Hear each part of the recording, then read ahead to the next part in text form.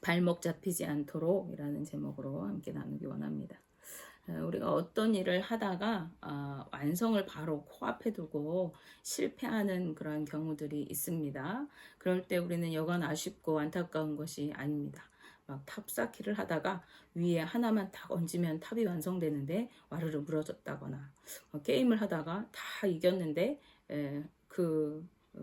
앞에서 코앞에서 또 실수를 해가지고 이기지 못했다거나, 달리기를 마라톤을 열심히 달렸는데 그 앞에서 뭔가 일이 있어서 아니면 몸이 불편해져서 그 마라톤을 완주하지 못하게 된다거나, 이런 경우죠.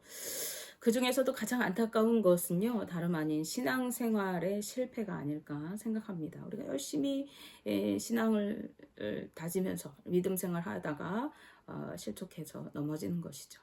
열심히 신앙생활을 하다가 커다란 위기와 시련 앞에서 믿음을 지키지 못하고 실패하는 경우를 보게 될 때 우리는 너무나 안타깝고 또 마음이 아픕니다. 그럴 때가 가장 믿음을 붙들어야 할 때인데도 불구하고 우리는 위기 앞에서 또 시련 앞에서 믿음을 놓쳐버리게 되는 것이죠. 성경에 보면요, 그런 사례들이 있어요. 이스라엘 백성들은 하나님의 구원받은 백성이 되었고 축복의 땅을 약속받았지만 믿음을 끝까지 붙들지 못하고 끊임없이 하나님을 의심하고 배반하고, 그래서 광야에서 모두 죽고 말았습니다. 믿음을 굳게 지켰던 여호수아와 갈렙을 제외하고는 그들은 한 사람도 빠짐없이 축복의 땅을 밟아보지 못하고 죽게 되었던 것입니다. 모세도 예외가 아니었습니다.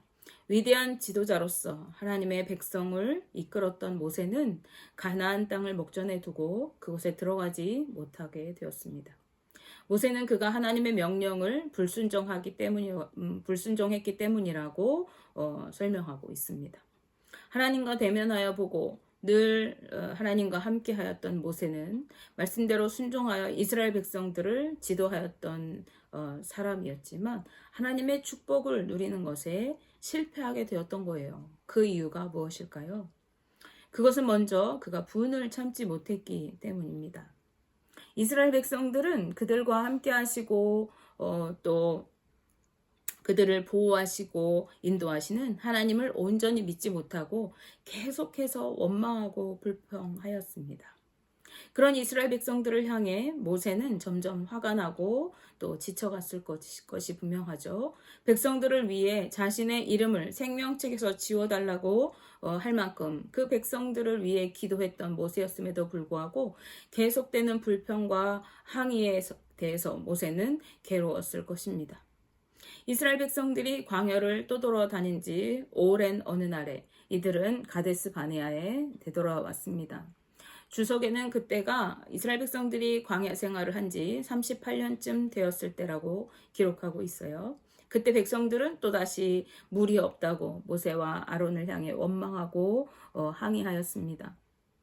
하나님께서는 백성을 모으고 반석을 명하여 물을 내게 해서 백성들에게 마시게 하라고 명령하셨습니다.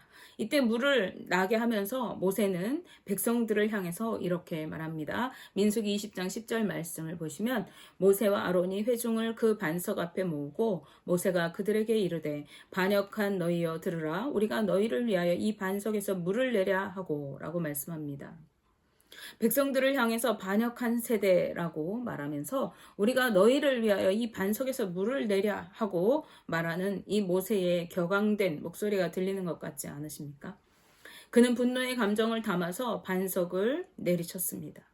그것은 하나님께서 원하시는 방법이 아니었습니다. 하나님께서는 반석을 치라고 하지 않으시고 반석에게 명령하여서 물을 내라고 말씀하셨어요.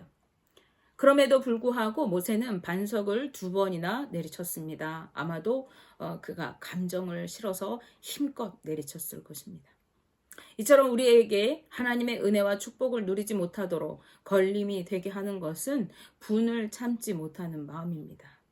마음의 분노를 품고 우리가 행하게 될 때 우리는 실수하게 되고 하나님의 뜻과 맞지 않는 행동을 하게 되기가 쉽습니다. 그러므로 분을 잘 다스리면서 절제하는 마음으로 생활하는 것이 믿음을 지켜나가는데 아주 중요한 것 중에 하나라고 하겠습니다. 모세가 이 반석을 내리쳤던 다른 이유가 무엇일까요? 그것은 그가 이전에 비슷한 경험을 했었기 때문에 그렇습니다. 여기서 우리는 모세의 실패한 두 번째 이유를 알 수가 있는데, 그가 축복을 누리는 것에 실패했던 이유는요, 이전에 경험했던 기억을 붙들고 있었기 때문에 그렇습니다. 이곳 가데스는 이전에도 이스라엘 백성들이 물이 없다고 원망하고 항의했던 곳입니다. 그래서 그때 하나님께서는 모세에게 반석을 쳐서 물을 내라고 명령하셨고, 백성들이 물을 얻었던 곳이 바로 이 가데스이고, 모세는 이곳을 무리바라고 명했습니다. 따라서 모세는 이전의 기억과 같이 이번에도 지팡이를 들어 반석을 힘껏 내리쳤던 것입니다. 반석에게 명령하라고 하나님께서 말씀하셨음에도 이전에도 이렇게 해서 물을 냈었지 하는 옛 방법으로 그렇게 했던 것이죠. 그러나 지난번에는 하나님의 말씀대로 순종하여서 반석을 내리쳐서 물을 냈지만, 이번에는 똑같이 반석을 치는 행동을 했다 할지라도 하나님의 말씀에 불순종한 것이 되고 결국 그는 가나안에 이르지 못하게 되고 말았습니다.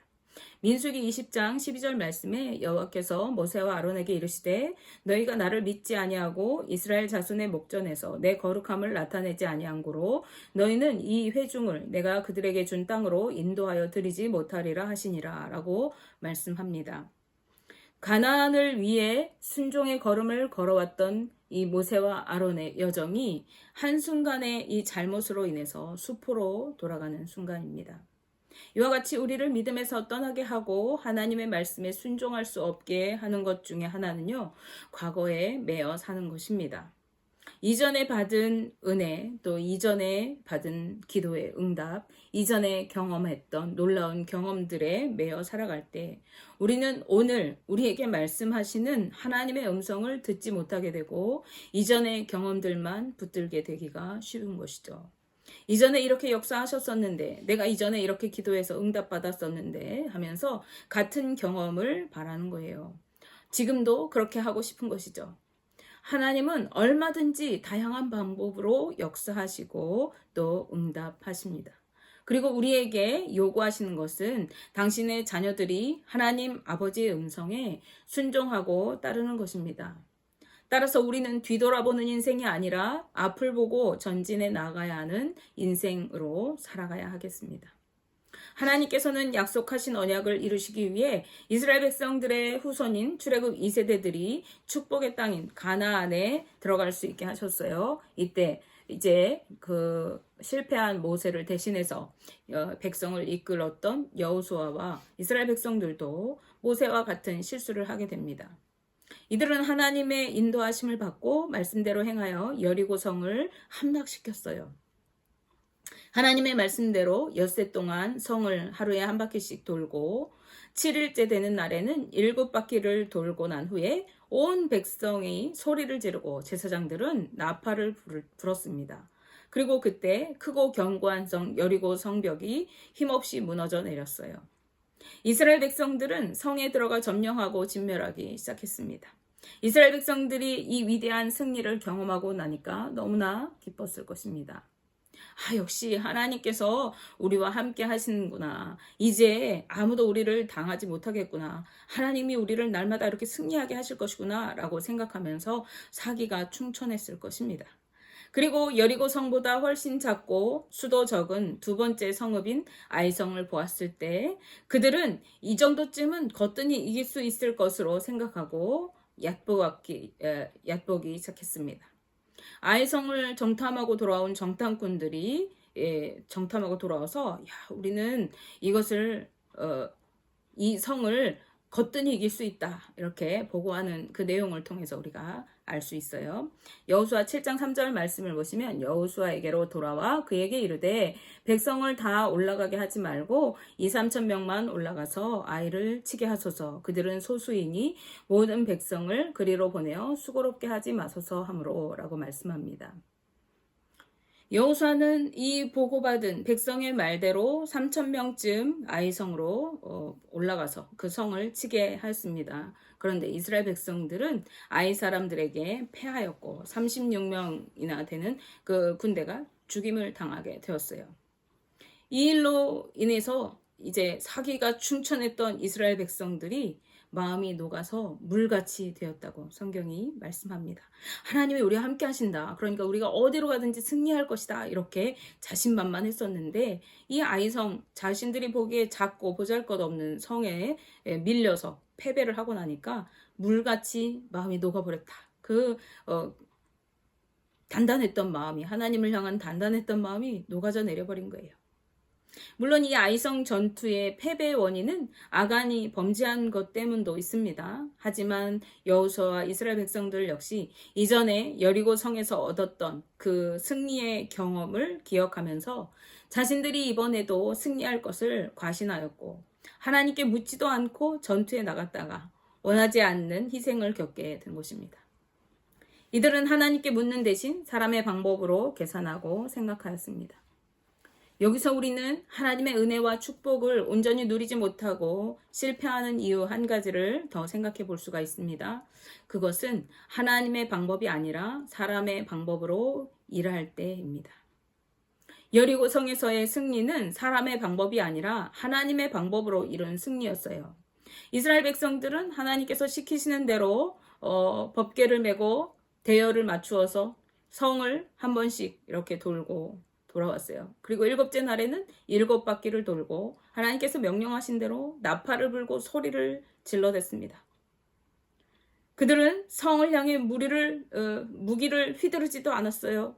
성벽을 어떻게 기어오를까 그 방법을 강구하지도 않았어요. 그저 하나님이 시키시는 대로 성을 돌고 소리를 질렀습니다.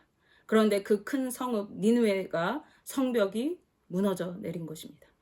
이것은 사람의 방법으로 상상할 수도 없는 하나님의 방법으로 이루어낸 승리였고 이스라엘 백성들이 하나님의 방법에 순종하여 따랐을 때 이루어진 이 승리를 누리게 되었던 것입니다. 그들은 성이 너무 큰데 이렇게 싸울까 저렇게 싸울까 궁리할 필요가 없었어요. 성을 어떻게 무너뜨릴까 계획을 세울 필요가 없었습니다. 그저 하나님의 말씀대로 행하면 되는 것이었습니다. 따라서 여리고 성의 승리는 엄밀히 말하면 하나님의 승리입니다. 이스라엘 백성들은 아무것도 하지 않았어요. 그저 말씀에 순종한 것이죠. 그런데 아이성을 대하는 이스라엘 백성들은 성의 크고 작음에 집중합니다. 그들의 수가 턱없이 적으니 우리가 거뜬히 이길 것을 생각하고 있습니다. 그러니 하나님의 뜻이 무엇인지 어떻게 하기를 원하시는지 묻지 않습니다. 내 힘으로 싸워보려고 합니다. 그러다가 패하고 말았습니다. 이스라엘 백성들과 여호수아가 놓친 것이 무엇입니까? 그들은 인간적인 방법에 집중하다가 이 전투가 자신들의 전투가 아니라 하나님의 전투라는 것을 잊어버리고 말았습니다. 그들은 하나님의 인도하심을 받고 이곳까지 왔고 이곳에 오기까지 하나님께서 대신 싸워주시고 함께 하시고 보호하셨다는 것을 잊어버리고 자신의 힘으로 싸워보려고 힘쓰려 했던 것입니다. 우리가 믿음을 실패하는 이유가 여기에 있습니다. 우리는 하나님의 인도하심을 따라 순종하며 살아가야 할 하나님의 자녀인 것을 잊어버리고 여전히 내 힘으로 살아보려고 발버둥칩니다.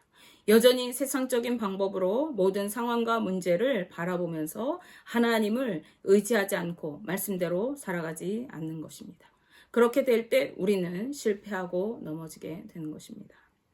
오늘 본문 말씀에서 바울은요, 예수 그리스도를 만난 이후에 자신의 삶을 고백하고 있어요.